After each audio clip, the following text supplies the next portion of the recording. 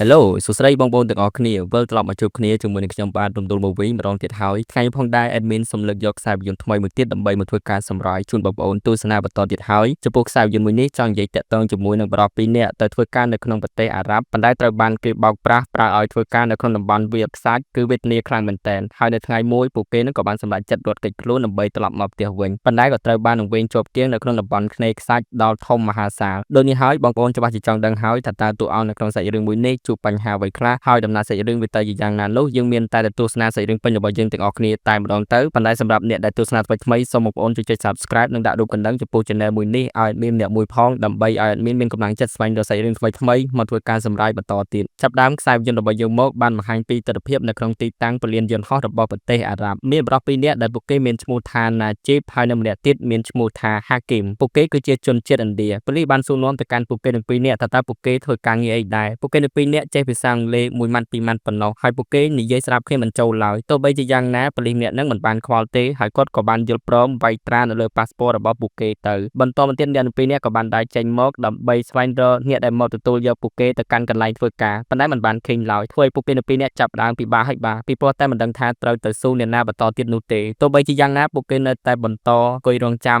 ំនៅទីតាំងពលានយន្តហោះបន្តទៀតនៅបានគិតថាតកែរបស់ពួកគេប្រហែលជាស្ទះចរាចរណ៍នៅតាមផ្លូវមកទទួលពួកគេរៀងយឺតអញ្ចឹងណាភ្លាមនោះស្រាប់តែមានបរិសម្នាក់ដែលមានឈ្មោះថា Nasser បានសួរនាំទៅកាន់ពួកគេទាំងពីរនាក់ថាតើពួកឯងមានឈ្មោះអីដែរហើយមកពីប្រទេសណាដោយសារអ្នកទាំងពីរនាក់មិនចេះភាសាអារ៉ាប់ដូចនេះហើយពួកគេស្ដាប់មិនយល់ឡើយហើយក៏មិនដឹងថាត្រូវឆ្លើយអីដែរ Nasser ក៏បានខឹងមុំម៉ៅចិត្តជាខ្លាំងហើយក៏បានដើរចាក់ចេញពីពួកគេវិញទៅហើយមួយសប្តាហ៍ក្រោយមក Nasser ក៏បានដើរត្រឡប់មកវិញគាត់ក៏បានកញ្ឆក់យកប៉ាសពតពីពួកគេទាំងពីរនាក់ដើម្បីមកពិនិត្យមើលឈ្មោះធ្វើឲ្យពួកគេទាំងពីរនាក់គិតថាលោក Nasser គឺជាតកែរបស់ពួកគេបន្ទាប់មកលោក Nasser នឹងក៏បានយកអីវ៉ាន់របស់ពួកគេមកដាក់នៅខាងលើឡាននិងបានប្រាប់ឲ្យពួកគេទាំងពីរនាក់បញ្ញាប់បញ្ញាឡើងជិះនៅលើឡានរបស់គាត់ហើយពួកគេទាំងពីរនាក់ក៏បានយល់ព្រមឡើងទៅជិះឡានរបស់លោក Nasser ទៅនៅតាមផ្លូវពួកគេមានអារម្មណ៍ថារំភើបសប្បាយចិត្តជាខ្លាំងពីព្រោះតែនេះគឺជាដំណើរជីវិតសងព្រេងធ្វើការនៅក្រៅប្រទេសជាលើកដំបូងរបស់ពួកគេហើយលោក Nasser បើកឡានចេញពីទីក្រុងធ្វើដំណើរទៅកាន់តំបន់ឆ្នេរខ្សាច់ហើយវាចំណាយពេលវេលាជាច្រើនម៉ោងចំណែកអាកាសធាតុវិញត្រជាក់កាន់តែខ្លាំងថែមទៀតពេលនេះពួកគេបានបើកឡានមកដល់ទីតាំងមួយ Nasser បាននិយាយប្រាប់ទៅកាន់ពួកគេឲ្យបញ្ញាប់ចុះចេញពីខាងលើឡានមកកន្លែងមួយនេះហើយគឺជាកន្លែងដែលពួកឯងត្រូវធ្វើការអ្នកពីរនាក់បានព្យាយាមនិយាយប្រាប់ទៅកាន់ Nasser ថាកន្លែងពួកគេធ្វើការនិងស្នាក់នៅគឺស្ថិតនៅក្នុងទីក្រុងដេកនៅក្នុងបន្ទប់ថែមទាំងមានម៉ាស៊ីនត្រជាក់ទៀតផងប៉ុន្តែ Nasser មិនខ្វល់ទេហើយក៏ស្ដាប់មិនយល់អំពីអ្វីដែលពួកគេនិយាយដែរលោក Nasser បានឲ្យហាគីមទៅនៅជាមួយនឹងបរិសម្នាក់ផ្សេងទៀតដែលជាគ្នាបពុរបស់គាត់ចំណែកណាជីបលោក Nasser បានយកទៅកាន់កន្លែងផ្សេងមួយទៀតនិយាយរួមទៅគឺបំបែកពួកគេទាំងពីរនាក់មិនឲ្យរស់នៅជាមួយគ្នាឡើយមួយសបកធំក្រោយមកពួកគេក៏បានមកដល់ហើយបាទណាជីបបានព្យាយាមនិយាយជាមួយនឹងលោក Nasser ម្ដងទៀតថាពួកគេធ្វើការនៅក្នុងក្រុមហ៊ុននៅឯទីក្រុងមិនមែននៅកន្លែងមួយនេះទេប៉ុន្តែ Nasser មិនខ្វល់ឡើយហើយក៏បានបើកឡានចាក់ចេញត្រឡប់ទៅវិញទៅដោយទុកឲ្យបរិសម្នាក់ផ្សេងទៀតជាអ្នកមើលការខុសត្រូវចំពោះណាជីបនៅពេលដែលណាជីបដើរចូលទៅខាងក្នុងក៏មានបរិសម្នាក់ទៀតដែលមានវ័យរៀងចំណាស់ហើយបាទគាត់នឹងក៏មានឈ្មោះថា Robin បានសួរនាំថាតើឯងគឺជាណាគេមានឈ្មោះអ្វីដែរណាជីបស្ដាប់មិនបានទេពីព្រោះតែរូបគេចេះនិយាយតែភាសាឥណ្ឌាប៉ុណ្ណោះណាជីបបានធ្វើកាយវិការដើម្បីរត់ទឹកផឹក Robin បានចង្អុលបង្ហាញប្រាប់កន្លែងផឹកទឹកទៅបន្ទាប់ពីផឹកទឹករួចរាល់ហើយណាជីបបានរៀបចំកន្លែងសម្រាប់ដេកសម្រាកពីព្រោះតែពេលនេះវាយប់ជ្រៅណាស់ទៅហើយនិងបាននឹកសម័យទៅកាន់រឿងអតីតកាលរបស់ខ្លួនដំបូងឡើយណាជីបគឺជាអ្នកធ្វើការកើបយកដីខ្សាច់ពីទឹកស្ទឹងដើម្បីយកទៅលក់ហើយការងារទាំងអស់ហ្នឹងរកប្រាក់ពុំបានច្រើនទេដូចនេះហើយគេនឹងក៏មានបំណងចង់ទៅធ្វើការនៅក្រៅប្រទេសពីព្រោះតែវាទទួលបានប្រាក់ខែច្រើនទើបអាចធ្វើឲ្យគ្រួសាររបស់គេមានជីវភាពរស់នៅធូរធារបានថ្ងៃបន្តមកទៀតណាជីបជាមួយនឹងបរិសម្នាក់ផ្សេងទៀតបានជិះម៉ូតូទៅជួបជាមួយនឹងបរិសម្នាក់ដែលមានឈ្មោះថាគូម៉ាដើម្បីឲ្យលោកគូម៉ារត់ការធ្វើឯកសារដើម្បីឲ្យណាជីបអាចចេញទៅធ្វើការនៅក្រៅប្រទេសបានណាជីបបានយកលុយដែលខ្លួនបានសន្សំនិងបានលក់ដីស្រែរបស់គ្រួសារថែមទៀតប្រគល់ទៅឲ្យលោកគូម៉ាដើម្បីឲ្យជួយរូបគេអាចចេញទៅធ្វើការនៅក្រៅប្រទេសបានណាជីបគឺមានប្រពន្ធរួចហើយបាទនាងកំពុងតែមានផ្ទៃពោះផងដែរពួកគេនៅពីរនាក់ពិតជាស្រឡាញ់គ្នាខ្លាំងមែនទែនរយៈពេលក្រោយមកក៏ដល់ថ្ងៃដែលណាជីបត្រូវលាពីគ្រួសាររបស់ខ្លួនដើម្បីចេញទៅធ្វើការនៅក្រៅប្រទេសបន្ទាប់ពីនិយាយ5ផ្ចាយគ្នារួចរាល់ហើយរថភ្លើងក៏បានធ្វើដំណើរមកដល់ផងដែរណាជីបមិនមែនទៅតែម្នាក់ឯងទេគឺរូបគេទៅជាមួយនឹងហាគីមដែលត្រូវជាបងប្អូនជីដូនមួយរបស់គាត់ផងដែរណាជីបជាមួយនឹងប្រពន្ធពួកគេមិនចង់គេឆ្ងាយពីគ្នាឡើយប៉ុន្តែគ្រប់យ៉ាងមិនមានជម្រើសទេដើម្បីឲ្យគ្រួសាររបស់ខ្លួនមានជីវភាពរស់នៅធូរធារស្រុកស្រួលពួកគេត្រូវតែលះបង់ហើយត្រឡប់មកបច្ចុប្បន្ននេះវិញណាជីបត្រូវបានបរិសដែលជាអ្នកមើលការខុសត្រូវកន្លែងមួយនឹងបានទាត់ណាជីបនិងបានដេញឲ្យណាជីបឲ្យចេញទៅខាងក្រៅ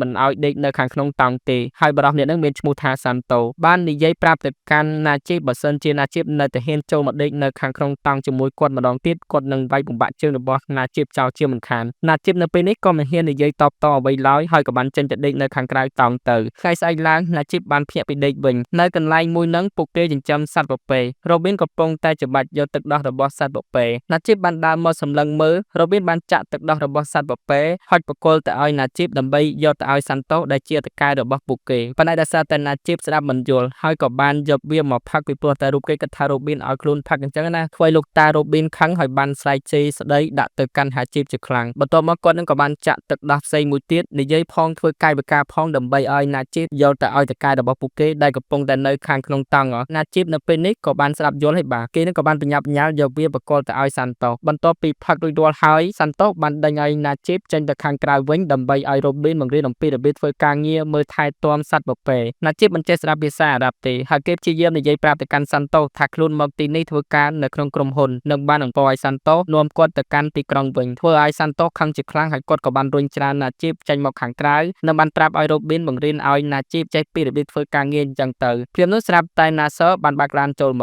កណាជីបបានយកឯកសាររបស់ខ្លួនបង្ហាញប្រាប់ទៅកាន់ពួកគេទាំងពីរនាក់ដើម្បីឲ្យតាក់ទងសួរនាំទៅកាន់លោកគូម៉ាជាអ្នករដ្ឋការធ្វើឯកសារឲ្យខ្លួនមកធ្វើការនៅក្នុងប្រទេសអារ៉ាប់លោកណាសឺក៏បានហែកវាកំទេចចោលតែម្ដងធ្វើឲ្យណាជីបនៅពេលនេះចាប់ផ្ដើមអស់ក្តីសង្ឃឹមហើយបាទពីព្រោះតែពេលនេះរូបគេមិនអាចធ្វើអ្វីបានទេគណៈពេលដែលរ៉ូប៊ីនកំពុងតែមើលថែទាំវងសត្វពពែណាជីបបានរត់ចូលមកសួរនាំថាតើទីនេះមានផ្លូវសម្រាប់ធ្វើដំណើរទៅកាន់ទីក្រុងដែរឬទេរ៉ូប៊ីនបានឆ្លើយប្រាប់ថាគឺមានប៉ុន្តែវាស្ថិតនៅឆ្ងាយពីទីនេះខ្លាំងណាស់គាត់ក៏មិនដឹងថាវាមានចម្ងាយប៉ុណ្ណាដែរនៅថ្ងៃមួយស្រាប់តែណាជីបបានឃើញបរិសម្នាក់បានបើកឡានដើម្បីយកទឹកមកឲ្យពួកគេដោយឃើញបែបនេះណាជីបបានព្យាយាមទៅនិយាយសុំឲ្យបរិសម្នាក់នឹងជួយខ្លួនចាក់ចេញពីកន្លែងមួយនឹងប៉ុន្តែបរិសម្នាក់នឹងស្ដាប់មិនយល់ឡើយណាសឺក៏បានដើរចូលមកដោយដឹងថាណាជីបចង់មានបំណងក្នុងការរត់គេចខ្លួនណាសឺខឹងជាខ្លាំងហើយគេនឹងក៏បានយកខ្សែតីចេញពីខាងលើក្បាលរបស់គាត់វាយធ្វើបាបណាជីបប៉ុន្តែណាជីបបានចាប់ខ្សែតីរបស់លោកណាសឺជាប់ធ្វើឲ្យលោកណាសឺកាន់តែខឹងថែមទៀតគាត់ក៏បានចូលមកខាងក្នុងតង់ហើយបានយកកំភ្លើងចេញមកវាយធ្វើបាបណាជីបនិងបាននិយាយគំរាមថាបើសិនជាណាជីបហ៊ានតែមានបំណងចង់រត់គេចខ្លួនឬក៏ចង់វាយតដៃជាមួយនឹងគាត់វិញគាត់នឹងបាញ់សម្លាប់ណាជីបចោលជាមិនខានថ្ងៃស្អែកបន្តមកទៀតគណៈពេលដែលណាជីបបានភ្ញាក់ពីដេកវិញសាន់តូបានបញ្ជាឲ្យណាជីបទៅច្បាច់យកទឹកដោះពពែដើម្បីឲ្យគាត់ផឹកណាជីបមិនចេះច្បាច់យកទឹកដោះសត្វពពែទេហើយក៏ទៅបានសត្វពពែធាក់រូបគេថែមទៀតណាជីបបានស៊ូរករ៉ូប៊ីនថាតើគាត់ទៅណាវិញពីព្រោះតែការងារទាំងអស់នេះគឺជាការងាររបស់គាត់ទេអ្នកពីរនាក់និយាយស្ដាប់គ្នាមិនយល់ឡើយពីព្រោះពួកគេប្រើប្រាស់ភាសាខុសគ្នាសាន់តូក៏បានប្រាប់ឲ្យណាជីបទៅច្បាច់យកទឹកដោះសត្វពពែឲ្យលឿនអញ្ចឹងណាភ្លាមនោះក៏មានសត្វពពែមួយក្បាលវាបានឈរស្ងៀមឲ្យណាជីបច្បាច់យកទឹកដោះរបស់វាទៅហើយនៅពេលនេះដែរណាជីបបានក្លាយជាអ្នកមើលថែទាំសត្វពពែទាំងអស់ហ្នឹងហើយបាទសត្វពពែមួយចំនួនវាចាប់ដើមជួលគ្នានៅក្នុងវងដោយឃើញបែបនេះណាជីបបានចូលទៅដេញខាត់ពួកវាកុំឲ្យជួលគ្នាស្រាប់តែណាជីបក៏ត្រូវបានសត្វពពែរត់មកជួលត្រូវរូបគេផងដែរណាសឺបានសម្លឹងមើលពីចម្ងាយនៅបានស្រែកជេរទៅកាន់ណាជីបថែមទៀតណាជីបគឺវេទនាខ្លាំងមែនទែនពីព្រោះតែគាត់ត្រូវបានសត្វពពែរត់ចូលមកជួលបុកចំក្បាលត្រូវមួយទំហឹងតែម្ដងអស់រយៈពេលជាច្រើនថ្ងៃជាច្រើនសប្តាហ៍កន្លងផុតទៅណាជីបបានឆ្លុះមើលរូបរាងខ្លួនឯងនៅក្នុងកញ្ចក់ហើយគេនឹងគឺមានការភ្ញាក់ផ្អើលជាខ្លាំងពីព្រោះតែមុខមាត់របស់គាត់ឡើងខ្មៅចាស់ក៏ចាស់ហើយមានពុកមាត់វែងថែមទៀតប៉ុន្តែក៏ត្រូវបានណាសឺចូលមកវាយបំបែកកញ្ចក់មួយនឹងតែម្ដងនៅបានស្រែកជេរទៅកាន់ណាជីបឲ្យទៅធ្វើការងារបន្តមកទៀតណាជីបបានមកអង្គុយសេតពិបាកចិត្តពីព្រោះតែគាត់មិនបានចងចាំទេថាតើខ្លួនធ្វើការនៅកន្លែងមួយនេះបានប្រមាណថ្ងៃប្រមាណខែអញ្ចឹងណាជីបចាប់ផ្ដើមអស់សង្ឃឹមហើយមិនចង់រស់នៅបន្តទៀតឡើយនិយាយរួមទៅណាជីបពេលនេះគឺចង់លូតសម្លាប់ខ្លួន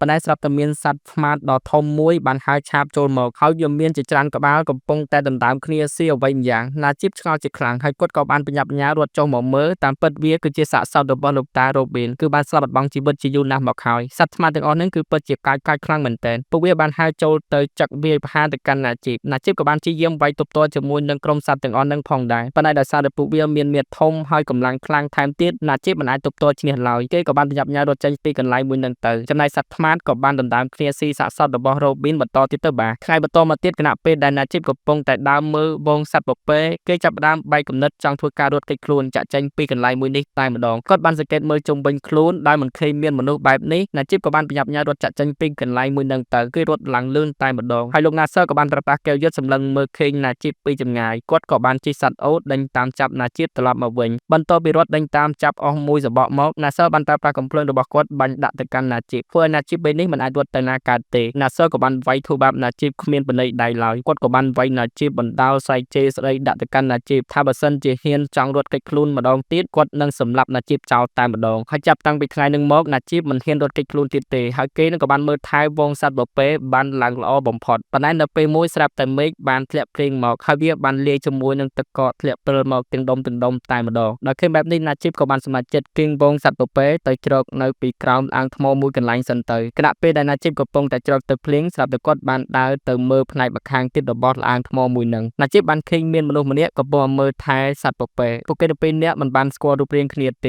េប៉ុន្តែពួកគេស្គាល់សម្លេងគ្នាហើយម្នាក់នឹងគឺជាហាគីមអ្នកពីរនាក់បានរត់អោបគ្នាលក្ខណៈថាភ័យផងអផងពីព្រោះពួកគេមិននឹកស្មានឡើយថាពួកគេអាចមានឱកាសជួបគ្នាម្ដងទៀតប៉ុន្តែពួកគេមិនហ៊ានជួបគ្នាយូរទេពីព្រោះតែហាគីមខ្លាចតកែរបស់ខ្លួនខេងច្បាស់ជាវាយធ្វើបាបពួកគេជាមិនខាននិយាយចប់ហើយហាគីមក៏បានប្រញាប់ប្រញាល់រត់ត្រឡប់ទៅវិញទៅថ្ងៃបន្តមកទៀតគណៈពេលដែលណាជីពកំពុងតែដឹកសត្វអូតស្រាប់តែហាគីមបានស្រែកហៅពីចម្ងាយគេបានទុកសម្បត្តិមួយឲ្យទៅកាន់ណាជីពនិងបានប្រញាប់ប្រញាល់រត់ត្រឡប់ទៅវិញទៅដល់ឃើញបែបនេះណាជីពក៏បានប្រញាប់ប្រញាល់ចូលទៅយកសម្បត្តិមួយនឹងប៉ុន្តែស្រាប់តែខ្យល់វាបានគូចយកសម្បត្តិមួយនឹងហោះហើរឡើងទៅខាងលើណាជីពនៅតែព្យាយាមរត់ដេញតាមព្រាមនោះស្រាប់តែលោកណាសឺបានជិះអូតចូលមកឃើញនៅបានស្រែកសួរថាតើកំពុងតែចង់ធ្វើអីណាជីពបានឆ្លើយតបទៅវិញថាខ្លួនកំពុងតែឈឺពោះបត់ជើងធំដោយលើបែបនេះណាសឺក៏មិនបានសួរនាំអីដែរគាត់ក៏បាននិយាយប្រាប់ទៅកាន់ណាជីពឲ្យប្រញាប់ប្រញាល់ដឹកយកសត្វអូតទៅកាន់ជំរំរបស់ពួកគេវិញឲ្យបានលឿនបំផុតមុនថ្ងៃលិចអញ្ចឹងណានិយាយប្រាប់ដូចរាល់ហើយណាសឺក៏បានជិះសត្វអូតត្រឡប់ទៅវិញទៅណាជីពក៏បានចូលទៅចាប់យកសម្បត្តិមួយនឹងបានសម្រាប់គេក៏បានយកវាមកអាននៅក្នុងសម្បត្តិមួយនឹងគឺហាគីមបានបបួលណាជីពឲ្យរត់គេចខ្លួនទៅជាមួយពួកគេពីព្រោះតែពួកគេមិនចង់ស្លាប់នៅទីនេះទេយ៉ាងវិញទៀតគេបានស្គាល់គ្នាជាមួយនឹងបរិសម្នាក់ជាជនជាតិអាហ្វ្រិកដែលជាអ្នកធ្វើការជាមួយគ្នាគេម្នាក់នឹងស្គាល់ផ្លូវស្គាល់ទីតាំងភូមិសាស្ត្រនៅកន្លែងមួយនឹងអញ្ចឹងណាដូចនេះហើយពួកគេគឺអាចមានសង្ឃឹមរត់គេចខ្លួនបានថ្ងៃបន្តទៀតពួកគេនៅ3នាក់បានមកលបលួចមកជួបគ្នាដើម្បីរៀបចំផែនការក្នុងការរត់គេចខ្លួនប្រោះជនជាតិអាហ្វ្រិកអ្នកនឹងមានឈ្មោះថាអ៊ីមប្រាហ៊ីមអ្នកទាំង3នាក់បានពិភាក្សាគ្នាពីព្រោះតែនៅសល់ប្រហែលថ្ងៃទៀតប៉ុណ្ណោះកូនស្រីតកែរបស់ពួកគេនឹងរៀបចំកម្មវិធីមង្គលការដូចនេះហើយពួកគេនឹងយកឱកាសមួយនឹងដើម្បីរត់គេចខ្លួនតែម្ដងក្រោយពីនិយាយពិភាក្សាជាមួយនឹងគ្នារួចរាល់ហើយពួកគេក៏បានបំបែកផ្លូវគ្នាទៅដើម្បីការពារក្រែងលោមានមនុស្សខេងពួកគេប្រហែលថ្ងៃក្រោយមកទៀតពេលវេលាដែលពួកគេរងចាំក៏បានមកដល់លោកណាសឺជាមួយនឹងសាន់តូក៏បានមកគ្នាទៅចូលរួមកម្មវិធីរៀបការកូនស្រីរបស់តកែដែលជាមិត្តភក្តិរបស់ពួកគេដែលຕົកឲ្យណាជីបនៅមើលការខុសត្រូវនៅក្នុងជំរំតែម្នាក់ឯងមួយសន្ទុះក្រោយមកហាគីមជាមួយនឹងអ៊ីមប្រាហ៊ីមក៏បានចូលមកស្រែកប្រាប់ឲ្យណាជីបបញ្ញាបញ្ញារត់គេចខ្លួនទៅជាមួយនឹងពួកគេដោយពួកគេសង្ឃឹមថានឹងអាចរត់ទៅដល់ផ្លូវធំមុនពេលដែលថ្ងៃរៀបលិចហើយការសងព្រេងក្នុងការរត់គេចខ្លួនរបស់ពួកគេទាំង3នាក់ក៏បានចាប់ផ្ដើមឡើងហើយបាទរហូតមកដល់ពេលយប់ពួកគេចាប់ផ្ដើមអស់កម្លាំងពួកគេចាប់ផ្ដើមស្រែកទឹកជាខ្លាំងហើយអ៊ីមប្រាហ៊ីមបានសម្រេចចិត្តទៅលួចយកទឹកពីទីតាំងជំរំមួយគណៈពេលនោះស្រាប់តែម្ចាស់គេតាមទាន់ហើយបានស្រែកថាចោអ្នកទាំង3នាក់ចាប់ផ្ដើមភ័យជាខ្លាំងពួកគេក៏បានប្រញាប់ញ៉ារត់គេចខ្លួនទៅពេលដែលជាម្ចាស់នឹងបានយកកំភ្លើងដេញបាញ់វាយប្រហារទៅកាន់ពួកគេនៅពេលនេះរត់គេចខ្លួនម្នាក់ឡើងភ័យសភ្នែកតែម្ដងវាពិតជាសំណាងល្អខ្លាំងមែនទែនពួកគេទាំង3នាក់មិនបានរងរបួសត្រូវគ្រាប់កំភ្លើងទេលុះពេលវេលាថ្ងៃស្អែកឡើងពួកគេក៏បានភ្ញាក់ពីដេកវិញនៅកណ្ដាលឆ្នេរខ្សាច់ហើយបានវង្វេងទឹកដៅបាត់ទៅហើយដោយសារតែទៅលួចទឹកគេផឹកត្រូវបានម្ចាស់គេដេញបាញ់កាលពីអាយុមិញអ៊ីមប្រាហ៊ីមបានត្រាប់ឲ្យពួកគេដើរតាមទិសដៅព្រះអាទិត្យដោយសង្ឃឹមថានឹងមានផ្លូវដែលអាចឲ្យពួកគេចាកចេញពីសមុទ្រខ្សាច់មួយនេះបាននៅពេលក្រោយមកស្រាប់តែណាជីបបានសម្លឹងឃើញទឹកពួកគេមានអារម្មណ៍ថារំភើបសប្បាយចិត្តជាខ្លាំងប៉ុន្តែតាមការពិតវាគ្រាន់តែជាការចាំងផ្លាតពន្លឺវាខ្សាច់ប៉ុណ្ណោះពេលដែលពួកគេរត់ទៅដល់ទីតាំងកន្លែងមួយហ្នឹងគឺពុំមានទឹកឡើយជាពិសេសពួកគេបានឃើញសាកសពសត្វអូតមួយកំពុងដេកស្លាប់ទៀតផងអ៊ីប្រាហ៊ីមបានស្រែកនិយាយប្រាប់ទៅកាន់ពួកគេឲ្យប្រញាប់ធ្វើដំណើរទៅមុខបន្តទៀតពីព្រោះពួកគេពុំមានពេលវេលាច្រើនទេហើយនៅពេលពួកគេដើរមកដល់ទីតាំងកន្លែងផ្សេងមួយទៀតពួកគេទាំង3នាក់បានធ្វើពិធីបួងសួងទៅកាន់ព្រះជាម្ចាស់ហើយអ្វីដែលនឹកស្មានមិនដល់ក៏មានពុះដីខ្សាច់វាបានវាចេញមកដល់ឃើញបែបនេះអ៊ីប្រាហ៊ីមក៏បានរត់ទៅរុញច្រានហាគីមចេញពីកន្លែងមួយហ្នឹងទៅគឺនៅសល់តែណាជីបតែម្នាក់ឯងប៉ុណ្ណោះនេះយ៉ាងពីសត្វពុះគឺវាមានច្រើនខ្លាំងមែនទែនអ៊ីប្រាហ៊ីមបានស្រែកប្រាប់ណាជីបកុំឲ្យកំរើកឲ្យសោះឲ្យនៅឈរនៅមួយកន្លែងឲ្យស្ងៀមមកណាជីបនៅពេលនេះភ័យឡើងញាស់ខ្លួនអស់ហើយសត្វពុះវាបានវាកាត់ពីលើជើងរបស់គាត់ថែមទៀតហើយក៏មានសត្វពុះផ្សេងទៀតវាបានវាចូលទៅខាងក្នុងដីខ្សាច់វិញនៅពេលក្រោយមកក្រុមវងសត្វពុះទាំងអស់ហ្នឹងក៏បានវាចេញពីអាកន្លែងមួយហ្នឹងអស់ទៅណាជីបក៏បានតន់ខ្លួនដូលតែម្ដងវាពិតជាសំណាងល្អខ្លាំងមែនទែនសត្វពុះមិនបានចឹកទេសត្វពុះទាំងអស់ហ្នឹងវាពិតជាមានពើខ្លាំងមែនទែនបើសិនជាវាចឹកច្បាស់ជានឹងត្រូវស្លាប់ជាមិនខានពួកគេក៏បាននាំគ្នាដើរបន្តដំណើរទៅមុខបន្តទៀតវាលខ្សាច់មួយហ្នឹងគឺធំខ្លាំងមែនទែនអ្នកដែលទន់ខ្សោយជាងគេនៅពេលនេះគឺជាហាគីមពីព្រោះតែខ្លួនប្រាណរបស់គេស្ទើរតែអស់ជាតិទឹកទៅហើយប៉ុន្តែពួកគេមិនព្រមចុះចាញ់ទេនៅតែដើរទៅមុខបន្តទៀតដោយអ៊ីមប្រាហ៊ីមជួយលើកលីហាគីមអញ្ចឹងណាជីវិតរបស់ពួកគេនៅពេលនេះគឺចាប់ផ្ដើមវេទនាកាន់តែខ្លាំងឡ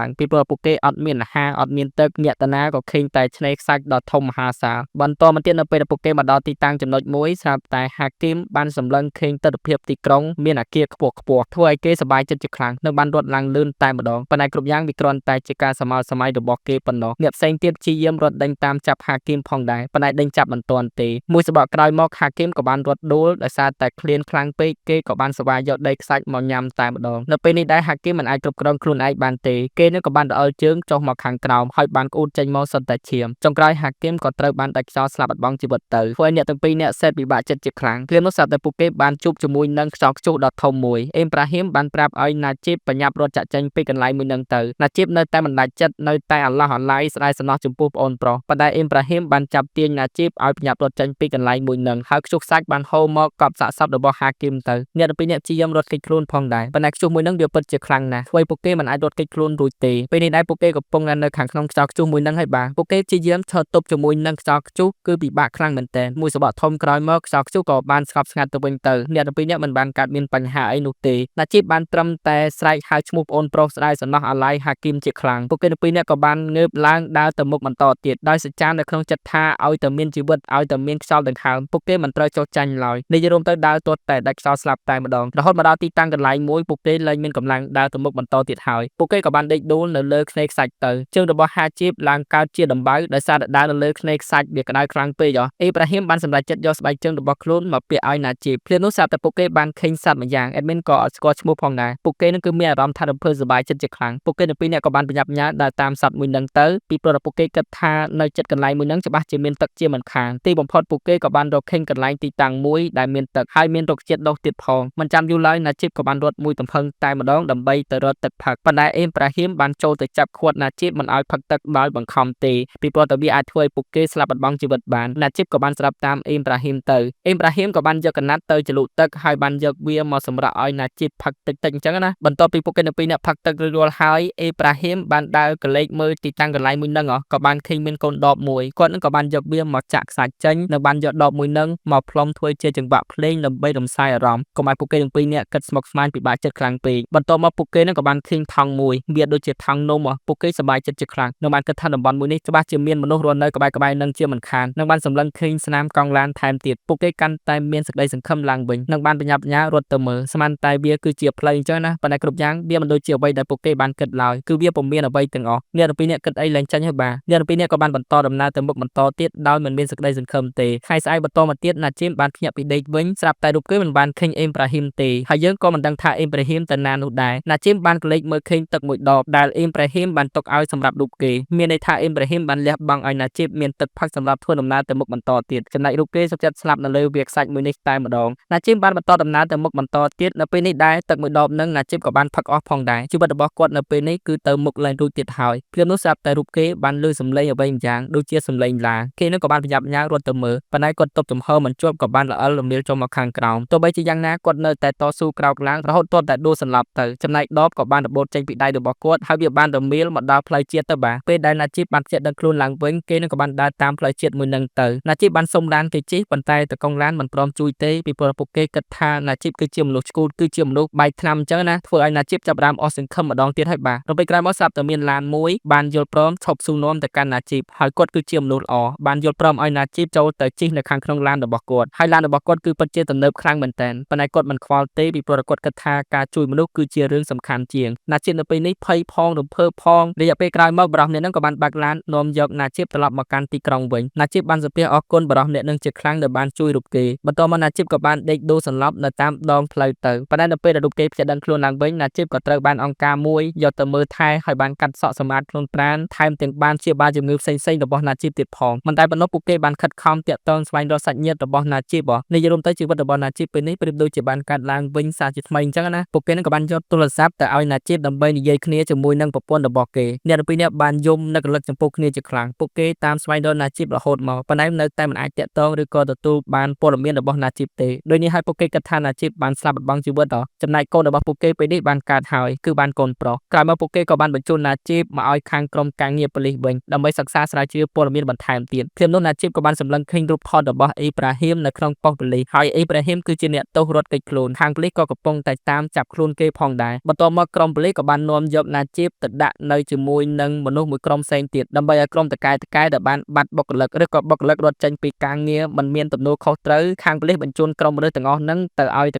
កែជាអ្នកគ្រប់គ្រងវិញណាជីបនៅពេលនេះចាប់ផ្ដើមភ័យហើយបាទក្រុមតកែទាំងអស់ហ្នឹងក៏បាន បានវាយធ្វើបាបគ្មានបណ្ដេញដៃឡើយភ្លាមនោះស្រាប់តែណាជីបបានក្លែកមើលទៅឃើញលោកណាសឺគេភ័យជាខ្លាំងខ្លាចលោកណាសឺចាប់រូបគេត្រឡប់ទៅវិញលោកណាសឺក៏បានសម្លឹងឃើញណាជីបប៉ុន្តែគាត់មិនមានសិទ្ធិយកណាជីបត្រឡប់ទៅវិញទេពីព្រោះតែលោកណាសឺមិនមែនជាតកែឬក៏ជាអ្នក sponsor ពិតប្រាកដរបស់ណាជីបឡើយនិយាយរួមទៅគឺគាត់ជាអ្នកបោកប្រាស់យកណាជីបទៅប្រើអញ្ចឹងណាធ្វើឲ្យណាជីបនៅពេលនេះធូរទ្រង់វិញទៅបាទដោយសារតែណាសឺមិនមានឯកសារមិនមាន passport ក្រុមប៉ូលីសក៏បានយកណាជីបទៅដាក់គុកអស់រយៈពេល3ខែទើបបញ្ជូនរូបគេត្រឡប់ទៅកាន់ប្រទេសកំណើតដើមវិញឲ្យទៅរស់នៅជួបជុំជាមួយនឹងគ្រួសាររបស់ខ្លួនសារជាថ្មីទៅបាទនឹងអ្នកទាំងអស់គ្នាសាច់រឿងរបស់យើងក៏កាត់បញ្ចប់តែត្រឹមនឹងទៅជាពិសេសសាច់រឿងមួយនេះគេបានលេងដកស្រង់ចេញពីរឿងពិតទៀតផងចំពោះសាច់រឿងមួយនេះគឺបានបង្រៀនយើងជាច្រើនទាក់ទងជាមួយនឹងបងប្អូនដែលមានបំណងចង់ចេញទៅធ្វើការនៅខាងក្រៅប្រទេសគឺយើងត្រូវតែស្វែងយល់ពីភាសាពីព្រោះភាសាសំខាន់ណាស់សម្រាប់ប្រើប្រាស់សម្រាប់ប្រាស្រ័យទាក់ទងគ្នាហើយមិនត្រូវទៅតាមរយៈមេខ្យល់ដែលនាំយើងទៅដោយមិនមានច្បាប់ទម្លាប់អីត្រឹមត្រូវនោះទេចំណែកបងប្អូនវិញថាតើបងប្អូនយកឃើញយ៉ាងណាអាចជួយកាត់ comment បន្តិចយោបល់នៅខាងក្រោមបានក្រាបពេលនេះខ្ញុំបាទដំដុំម៉ូវីសូមលាអ្នកទាំងអស់គ្នាសិនហើយសន្យាជួបគ្នានៅរឿងក្រោយទៀតបាយបាយ